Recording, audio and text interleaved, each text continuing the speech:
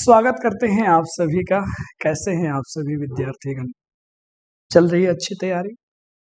हम लोग जो है आपके क्लास 12th का है ना, क्या चल रहा था, ग्रामर पोर्शन भी हम लोग कवर कर रहे थे, है ना। कुछ बच्चे एक बात को लेकर के बड़ा कंफ्यूज है, वो थोड़े कंफ्यूज इसलिए हैं कि सर लाइव क्लासेस चल रही है, ठीक है, या फिर गुरुजी रिकॉर्डेड बैचेज आ रही है, उनको थोड़ी सी दिक्कत है, या फिर रिकॉर्डेड क्लास चल रहा है। ठीक है, तो याद रखिएगा अभी लाइव नहीं, अभी सारे आपको रिकॉर्डेड वीडियो मिल रहे हैं, ठीक है ना। अब इसके पीछे का कारण कुछ खास नहीं है। कारण यह है कि जैसे ही ज़्यादातर बच्चे जुड़ना शुरू हो जाएंगे तो हम लोग जो है लाइव क्लासेस भी लेने शुरू कर देंगे। दूसरी बात यह है कि लाइव का जो भी शेड्यूल हम लोग अभी प्यारे साथियों सेट करना चाहते हैं, उस शेड्यूल में आप सभी का कहीं पे साइंस है, कहीं पे कॉमर्स है, कहीं पे आर्ट्स है।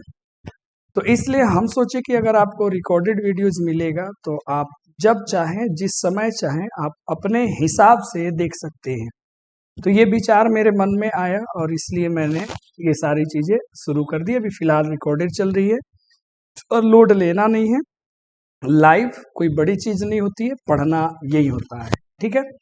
अब मान लीजिए कहीं कोई बच्चा पढ़ रहा है गाँव में, उसका नेटवर्क चला गया, फिर कैसे वो लाइव अटेंड कर पाएगा? समस्याएं हैं, फिर भी आप थोड़ा सा आराम से पढ़ते चलिए, है ना। तो सारी चीज़ें मैनेज हो जाएंगी और हम लोग फ्यूचर में, यानी कि जब चाहे तब हम लोग लाइव क्लासेस लेके आ सकते हैं, है ना। तो ये कंफ्यूज मत नहीं रहिएगा। दूसरी बात ये है कि हम लोग जो है ग्रामर सेक्शन को लेकर के चल रहे थे, और प्यारे बच्चों पोइट्री सेक्शन में आप देखिएगा तो हमने 5-6 कविताएं अपलोड कर दी हैं। अब उनका जो क्वेश्चन आंसर है, MCQ है, उस पर जल्द ही काम किया जाएगा। उसके अलावा आपको पूरा जो प्रोज सेक्शन है, इंडियन सिविलाइजेशन कल्चर से लेकर के मैरिज प्रपोजल तक, या फिर स्टोरी ऑफ इंग्लिश है, धीरे धीरे सारा पोर्शन कवर किया जाएगा। तो जो आपको मिल रहा है प्रेम से पढ़िए, क्योंकि मुझे पता है किस समय हमें आपको क्या और कितना देना है, ठीक है ना। चलिए आगे क्लास को आज शुरू करते हैं। आज एक बहुत छोटी सी टॉपिक हम लोग कंप्लीट करेंगे प्यारे दोस्तों, बड़ी छोटी सी टॉपिक, और ये छोटी सी टॉपिक आपको मजा आ जाएगा जान के, पहले से भी जानते होंगे, जिसे हम लोग कहते हैं एम्फेटिक, ठीक है, विथ एम्फेटिक विथ हम लोग लेके चलेंगे किससे किससे, डू से, डज से और डीड की मदद से। आप सब ध्यान से समझना, ये सारा सिस्टम अभी चल रहा है एक टॉपिक को बुलाने के लिए, और वो टॉपिक है टेंस। इसके बाद मैं मोडल ऑक्सिलरी पढ़ाऊंगा, तो ये वर्ब के सारे पोर्शंस हो जाएंगे, और उसके बाद जो एडवांस वर्ब है जैसे जेरंड पार्टिसिपल, वो लास्ट में, क्योंकि उससे इक्का दुक्का क्वेश्चन पेपर में दिखता है। और ये सबका इस्तेमाल प्यारे बच्चों टेंस में होगा, वॉइस में होगा, नरेशन में होगा। तो जो उसके एलिमेंट्स हैं, जो उसको मदद करेगा, वो सब हम आपको पहले पढ़ा देते हैं, और फिर जब वह नरेशन आपका निकल जाएगा तो अंत में मैं आपको आर्टिकल्स, प्रेपोजिशन, सिंथेसिस पढ़ा दूंगा, ठीक है। अमूमन बिहार बोर्ड के बच्चों को दिक्कत तो ग्रामर में ही होती है ना। बाकी बुक जो है पढ़ना है, क्वेश्चन आंसर करना है, आसान है। अब समझते हैं emphatic with do, does, did. देखो इम्फेटिक का मतलब क्या होता है प्यारे बच्चों? जोरदार। क्या है? जोरदार। तो हमें इम्फेटिक सेंटेंसेस बनाना है, यानी कि हमें बनाना है जोरदार वाक्यों का निर्माण करना है। किसकी मदद से? डू की मदद से, डज की मदद से और डीड की मदद से।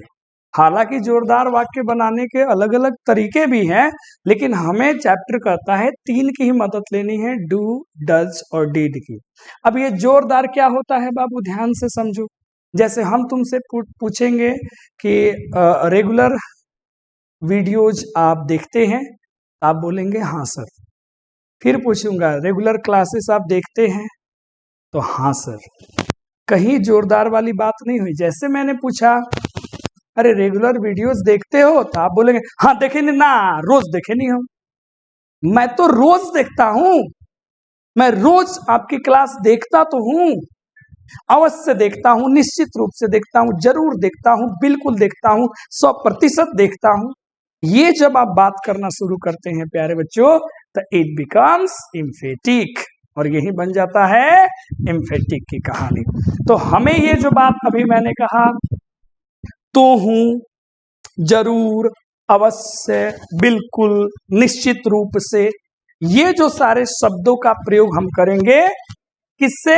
डू, डज, डीड की मदद से। इनका मतलब वही निकल के आएगा, इनका मतलब एम्फेटिक में वही निकल के आएगा जो मैंने अभी आपको हिंदी में कहा। जैसे तो, लिखता तो हूं, लिखती तो है, लिखते तो हैं, ये आएगा। या इसमें आएगा जरूर, बिल्कुल, ठीक है, निश्चित रूप से, निश्चित,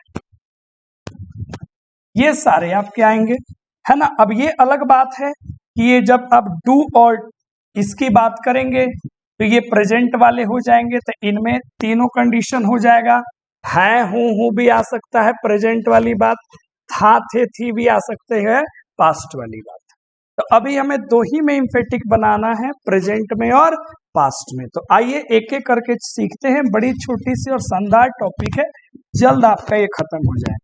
सबसे पहले हम लोग बात करते हैं, समझना, इसमें जो बेटा सेंटेंस बनेगा, इसमें जो भी वाक्य बनेगा बाबू, वो दो टाइप का बने। एक को हम लोग बोलेंगे एम्फेटिक सेंटेंसेस और एक को बोलेंगे non emphatic sentences. Non emphatic क्या? सेंटेंसेस।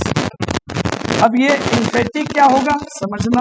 तो जिस भी सेंटेंस में ध्यान देना, अगर बेटा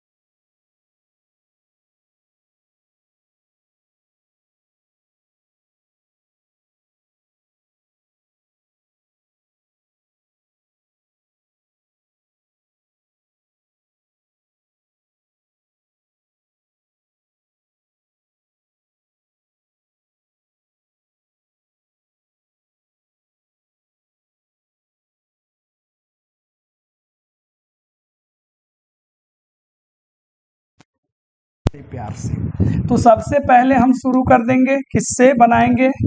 विथ डू एंड क्या बाबू? डज। डू और किसकी मदद से? डज की मदद से बनाएंगे। तो इसमें प्यारे साथियों तीन प्रकार के सेंटेंस देखने को मिलते हैं सभी में। एक तो आपका मिलेगा जिसको हम कहेंगे असर्टिव सेंटेंस, बेसिक में मैंने पढ़ा दिया था। और इसमें भी कौन वाला हिस्सा? अफर्मेटिव वाला हिस्सा, यानी कि जिसे आप क्या बोलते हो? पॉजिटिव बोलते हो। ठीक है भाई, तुम कहाँ से आ गए? अरे नादान परिंदे, गायब हो यहाँ से, है ना। ओ नादान परिंदे, बातें समझ में आपको आ गई? एक ये आएगा। दूसरा आएगा बेटा इम्पेरेटिव सेंटेंस, आपने पढ़ा है, इम्पेरेटिव सेंटेंस आएगा। और तीसरा जो आएगा वो पोजीशन शो करेगा, पजेसिव, या जिसको रिलेटिव माने रिलेशन शो करने वाला सेंटेंस हम कह सकते हैं।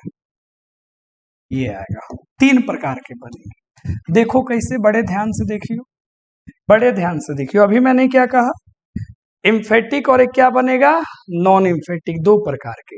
तो इसमें जो है ध्यान देना, इसमें जो तुम्हारा नॉन एम्फेटिक बनेगा, नॉन एम्फेटिक बनेगा वो कुछ ऐसा होगा, हो कुछ ऐसा कर कमाल कि तेरा हो जाऊं। समझ में बात आ गया? ये नॉन एम्फेटिक बनेगा। अब अगर हम चाहते हैं इसको किस में बदल देना?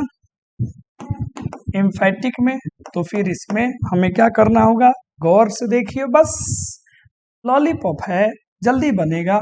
सब्जेक्ट रखने का, अगर वर्ब 1 है बेटा तो डू लगाइयो, अगर वर्ब 5 है बेटा तो डज लगाइयो। और इसके बाद तो हमेशा बेसिक में मैंने पढ़ाया है, हमेशा क्या आएगा, वर्ब 1 ही आएगा। क्या आएगा, वर्ब 1 ही आएगा लास्ट में, अदर वर्ड्स खत्म। क्वेश्चन में तुम्हारा ये देगा और बोलेगा इसका इम्फेटिक क्या बनेगा। बिल्कुल आसान है। इंपेरेटिव की बात कर लेते हैं। किसकी बात कर लेते हैं, इंपेरेटिव में भी 2 सेक्शन होगा, नॉन इम्फेटिक और एक हो जाएगा इम्फेटिक। ठीक है, अब देखो ध्यान से, ये बनाना होगा तो आपको इंपेरेटिव का स्ट्रक्चर पता है, वर्ब 1 से शुरू होगा, आगे कुछ भी आए। और इसमें इम्फेटिक बनाना है तो शुरू में हम केवल डू जोड़ेंगे। अब ये कोई बच्चा पूछे कि सर डू ही क्यों जोड़ रहे हैं, क्योंकि आपको पता है डू क्या है, वर्ब 1 है, और इंपेरेटिव सेंटेंस में वर्ब 1 ही रखा जाता है। बोलो जी, बेसिक जब पढ़ाए थे बबुआ तो बोले थे ना कि हम वही बेसिक पढ़ा रहे हैं जो हर चैप्टर में आएगा, और देखो हर चैप्टर में ये आ रहा है।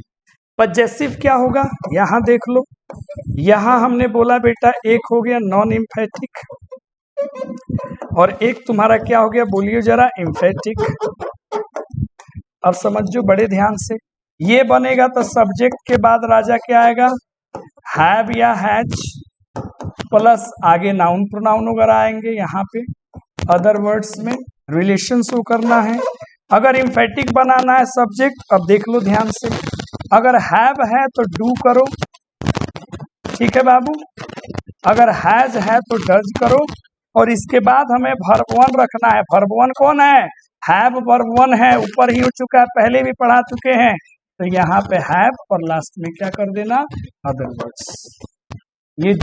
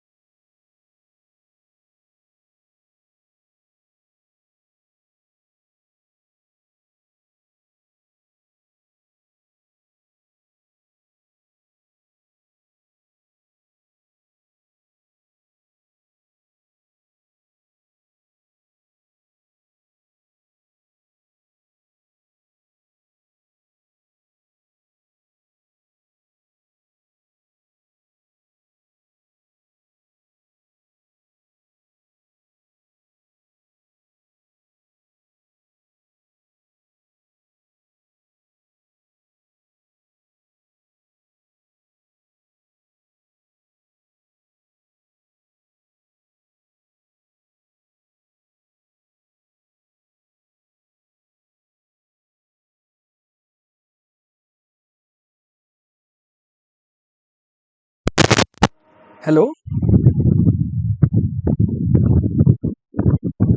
हेलो, ठीक है। आवाज जो है वो गायब हो चुकी थी, है ना। तो आज अब एक बार रिवीजन मैं करा देता हूं ताकि जो आवाज का मसला था वो खत्म हो जाए। हम लोग पढ़ रहे थे इम्फेटिक, और इम्फेटिक मतलब जोरदार, मदद कर डू, और किसकी मदद लेना है, हमें मदद लेना है डज और डीड की। इनका मतलब तो ती जरूर बिल्कुल निश्चित रूप से है, था थे थी के भी सेंस में जाता है। इम्फेटिक में हम दो प्रकार का सेंटेंस देखते हैं।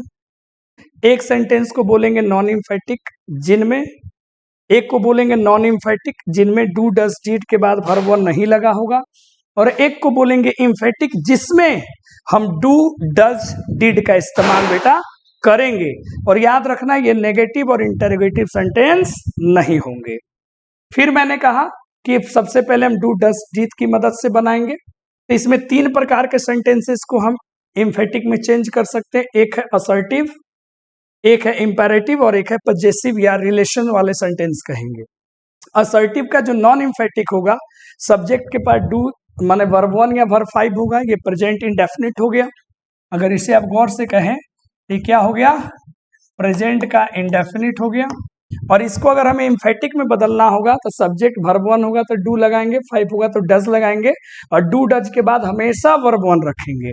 फाइव भी होगा तो वन में बदल देंगे। उसी तरह अगर हम इंपेरेटिव सेंटेंस में देखें तो बेसिक में मैंने पढ़ा दिया है कि इंपेरेटिव सेंटेंस बनता किससे है, वर्ब वन से शुरू होता है। इसीलिए non emphatic sentence verb one से शुरू होगा, और इम्फेटिक बनाने के लिए इससे पहले डू का इस्तेमाल कर देंगे, इम्फेटिक बन जाएगा।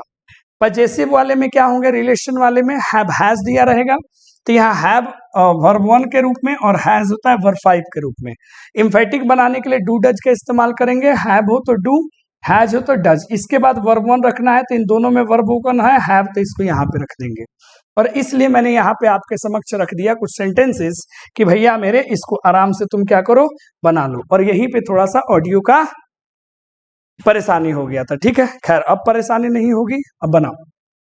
तो ये हमने यहाँ पे ऑलरेडी टिकटॉक लगा दिया है कि ये वर्ब वन है, ये फाइव है, ये वन है, वन है, वन है, वन है, और ये फाइव है। कैसे चेंज करेंगे बाबू, तो सबसे पहला चेंज अपना होगा दे नो, तो दे का दे लिखेंगे, सब्जेक्ट वही रहेगा। वर्ब वन है तो क्या आ जाएगा, डू आ जाएगा, और नो का नो ही हो जाएगा चूंकि डू डज के बाद भी वर्ब वन रखना है, और मी का मी। इसकी हिंदी होगी कि वे लोग मुझे जानते हैं, इसकी हिंदी होगी वे लोग मुझे अवश्य जानते हैं, वे लोग मुझे जानते तो हैं। उसी प्रकार इसकी ट्राई करो, तो सी का शी कर दोगे, नोज वर्ब फाइव है तब तुमको क्या लेना होगा, डच, और इसके बाद वर्ब वन रखना है। तो तुम बताइए नो वर्ब वन होगा कि नोज वर्ब वन होगा बाबू, है जी। इसके बाद मी रखना है, तो आप बोलोगे सर जी अभी ये तो आप समझाए हैं कि ये वर्ब फाइव है, ये नहीं होगा, क्या लगाना होगा, नो। और यही तुमसे एग्जाम में गलती कराई जाएगी। सी नोज मी, वो मुझे जानती है, सी डज नो मी, वो मुझे अवश्य जानती है। अब इसका चेंज करो, वी ऑलवेज हेल्प, तो क्या लिखेंगे, we do always help them. अब यहां पे लफड़ा क्या आ गया कि आप सोचे होंगे बबुआ हो कि सर जी हेल्प से पहले डू लगा दे, नहीं, ये जो ऑलवेज भाई साहब है इनको मेन वर्ब से पहले रहने का जो है ना चूल मचा रहता है, तो ये कहाँ आएंगे, हेल्प से पहले आएंगे। वी ऑलवेज हेल्प देम, हम उसकी हमेशा मदद करते हैं। We do always help them, हम उसकी हमेशा मदद करते तो हैं।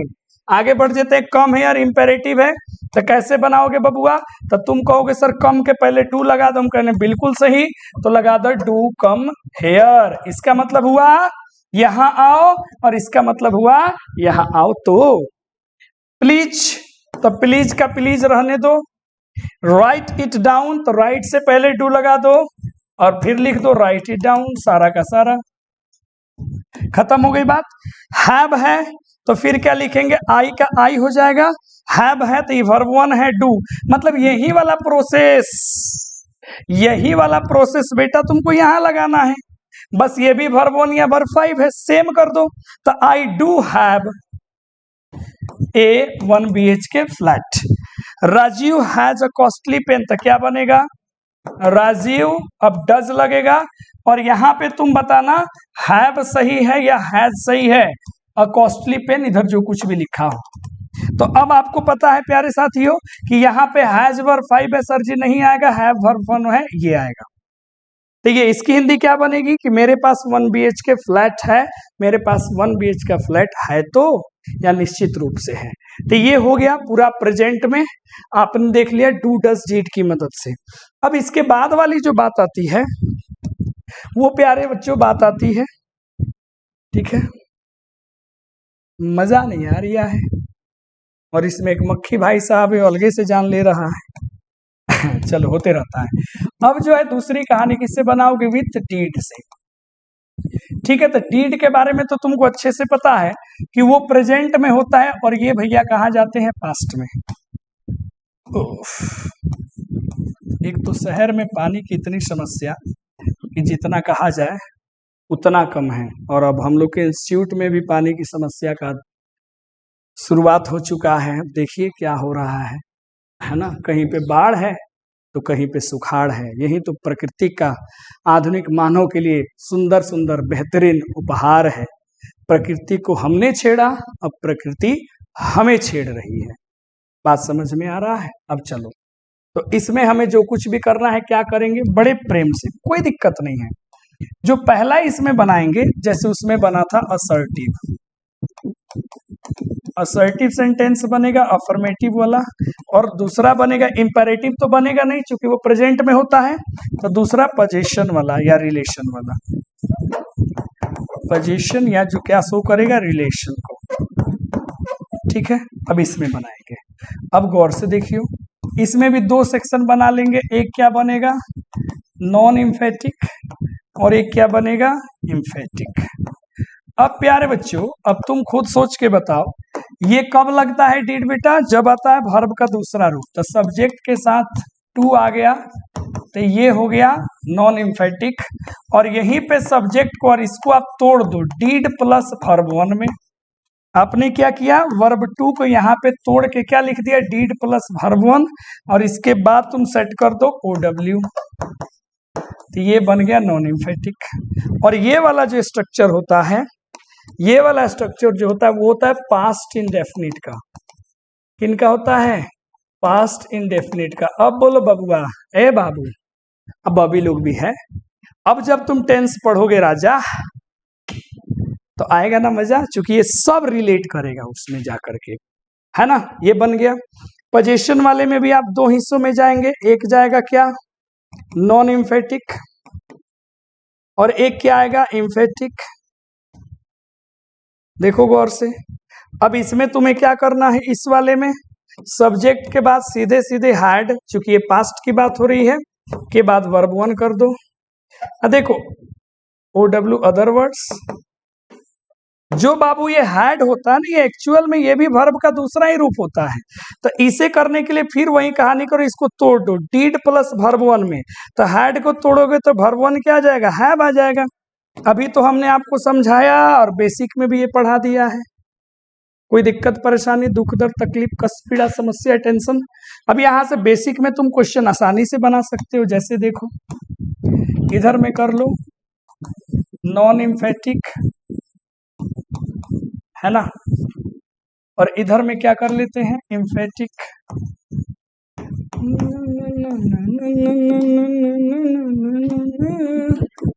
पहला क्वेश्चन हमने दिया, रेखा इंसल्टेड मी। दूसरा हमने दिया, अमन एडवाइज्ड देम यस्टरडे।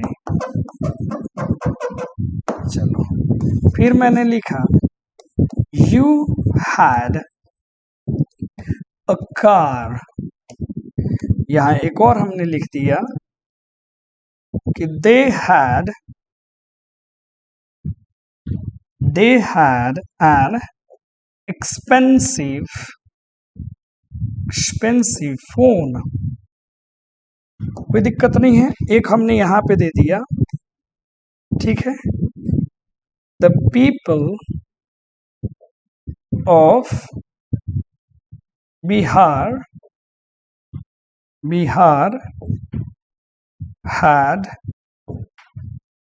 ठीक है, the people of Bihar had a good leader, अभी तो है नहीं, ठीक है। आगे बढ़ते हैं, देखो जरा गौर से, इसको बनाओ, सबको तुम लोग खुद बना सकते हो, ठीक है। हम कितना करें, है ना बाबू, बनाओ।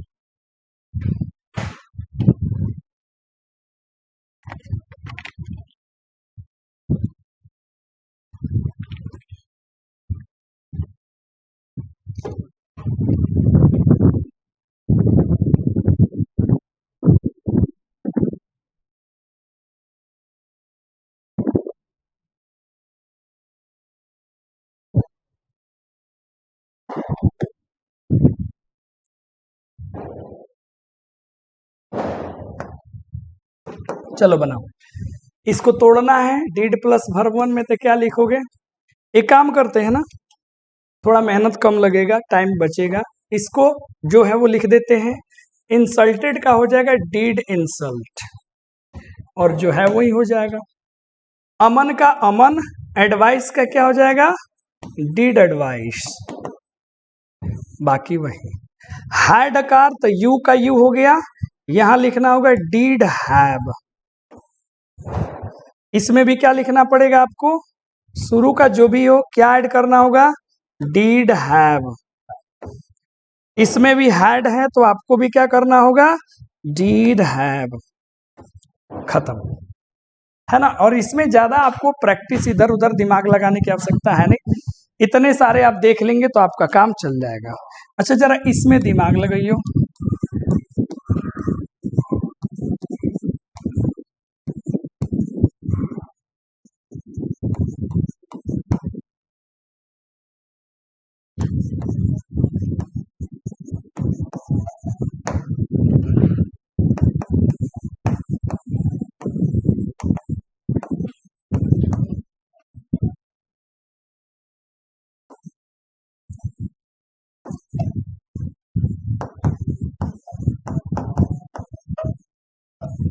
हाँ जी राजा, बुद्धि लगाओ। हो मैं तो भवरा हूँ सॉरी। चलो आपको पता है कि डू हो या डज हो या राजा डीड हो, है ना, ये दो प्रकार के काम करते हैं। एक तो ये हेल्पिंग वर्ब भी है और एक ये मेन वर्ब भी है। जब ये हेल्पिंग वर्ब होंगे तो प्रेजेंट इंडेफिनिट या पास्ट इंडेफिनिट में लगेंगे, मेन भी होंगे तो प्रेजेंट इंडेफिनिट या पास्ट इंडेफिनिट। बस फर्क ये है, जब ये मेन होंगे तो इनका सेंस आएगा करने के सेंस में। किसके सेंस में, करने के सेंस में। जैसे पहला पढ़ो, सी डज हर होमवर्क रेगुलरली, वो रोज अपना काम करती है, होमवर्क रेगुलरली करती है। तो यहाँ डज का मतलब ये अपने आप में कौन वर्ब हो गया, मेन वर्ब। कौन वर्ब हो गया बाबू, ये हो गया मेन वर्ब, और इसका हिंदी आया करती है। उसी प्रकार डीड, उसने कल अपना होमवर्क किया, तो ये किसका, ये हो गया अपना यहाँ पे मेन वर्ब, और इसका हिंदी क्या निकल के आया, किया। अब हमें बनाना है, तो ये डज है ना, तो इसको 5 मान लेंगे क्या है ही है, और ये वर्ब 2 है।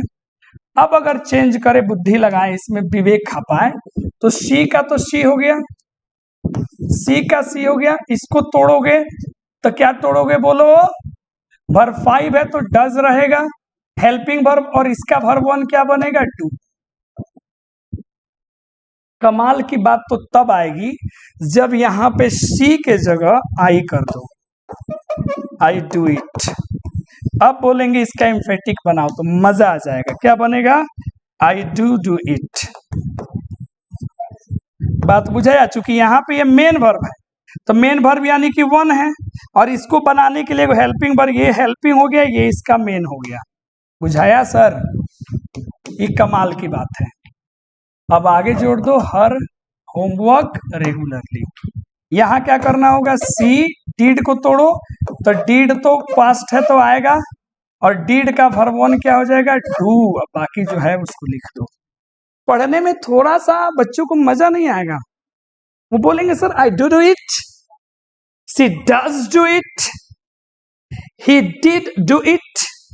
कहेगा पढ़ने में मजा नहीं आ रहा, लेकिन क्या करोगे बबुआ, कहानी तो यही है। मेन वर्ब आएगा तो मेन वर्ब में जो डू होगा वर्ब वन, जो डज होगा वो वर्ब फाइव, जो डीड होगा वो वर्ब टू। सबका मीनिंग किस सेंस में जाएगा, करना के सेंस में जाएगा। बोलो मजा आया ये वाला सवाल करके, थोड़ा सा इंप्रूवमेंट कर दिए। और एक बात आप हमेशा याद रखिए, इतना फ्री ऑफ कॉस्ट में, भले हम आप फ्री में, कॉस्ट तो नहीं, फ्री में मान लीजिए हम आपको दे रहे हैं, क्योंकि 400 रुपये में इंग्लिश, और वो भी वो सारी चीजें मैं आपको पढ़ा दे रहा हूँ जो मैं अमूमन क्लास में पढ़ाता हूँ। इसीलिए कहीं से भी ये नहीं आपको फील होगा कि सर क्लास में कुछ और पढ़ा रहे होंगे, हमें कुछ और दे रहे हैं। ना बाबू, उसमें कोई बेईमानी नहीं है, हम आपको पढ़ा रहे हैं पूरा का पूरा, चूंकि हमारा ड्रीम अपना है कि बेटा जी हमें जो है बिहार में मैक्सिमम बच्चों तक पहुंच बढ़ानी है और बच्चों को लाभ देना है। और जो इधर उधर जो है जगह से जो है वो पढ़ाई करते हैं, जिनके कारण उनको अंग्रेजी की समझ बूझ नहीं डेवलप हो पाती है, वो बच्चे अंग्रेजी बेहतर करें और बिहार में अंग्रेजी की एक क्रांति सी दौड़े, जिसमें हमारा भी थोड़ा बहुत कंट्रीब्यूशन हो। तो आप सभी को धन्यवाद कि आप लोगों ने हम पे भरोसा करा। और सेशन कैसा लगा, मजा आ रहा है पढ़ करके? चलिए थैंक यू, फिर मिलते हैं जल्दी अगली वीडियो में। इसकी प्रैक्टिस करने की कोई ज्यादा आवश्यकता है नहीं, ठीक है? चलो बाय बाय।